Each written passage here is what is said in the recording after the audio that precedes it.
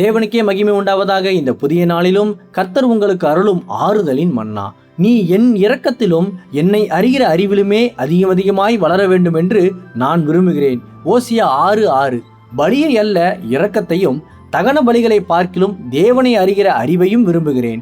கிறிஸ்துவுக்கு பிரியமானவர்களே, இதுவரை என் வாழ்க்கையில் தசமபாகம் தாராளமான காணிக்கைகளை செலுத்தியும் இன்னும் ஒரு பொருளாதார ஆசீர்வாதம் கூட இல்லையே என்று இன்று நீங்கள் கண்ணீரோடு தவிக்கிறீர்களா? கவலைப்படாதீர்கள். சர்வ வல்ல தேவன் நம்மிடம் எதிர்பார்ப்பது பணத்தையோ பொருளையோ அல்ல, மாறாக உடைந்த இருதயத்திலிருந்து வெளிப்படும் உண்மையான, மற்றவர்கள் மீது நீங்கள் வெளிப்படுத்தும் கிறிஸ்துவின் இரக்கத்தையே ஆகும். அதாவது வெறுமையான எந்த ஒரு சடங்குகளை விடவும் தேவனை பற்றிய உண்மையான அறிவும் மற்றவர்கள் மேல் காட்டப்படும் தூய்மையான இரக்கமுமே கர்த்தருக்கு மிகவும் பிரியமானதாகும்.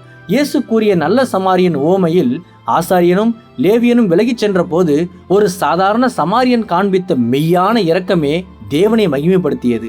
ஆகையால் இன்று முதல் நீங்கள் வெளிவேஷமான காரியங்களை விட்டுவிட்டு தேவனை உண்மையாக அறியும் அறிவில் முழுமையாக வளருங்கள்.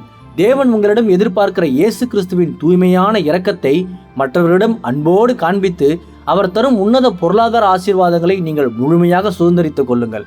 கர்த்தர் தாமே இந்த வார்த்தைகள் மூலமாக இன்று உங்களை ஆறுதல் படுத்தி ஆசீர்வதிப்பாராக. ஆமேன். அல்லேலுயா. ஜெபிப்போம்.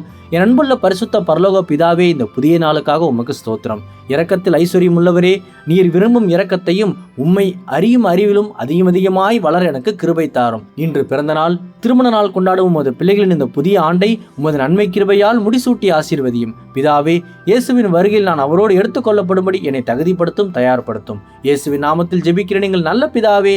ஆமேன். மாரநாதா.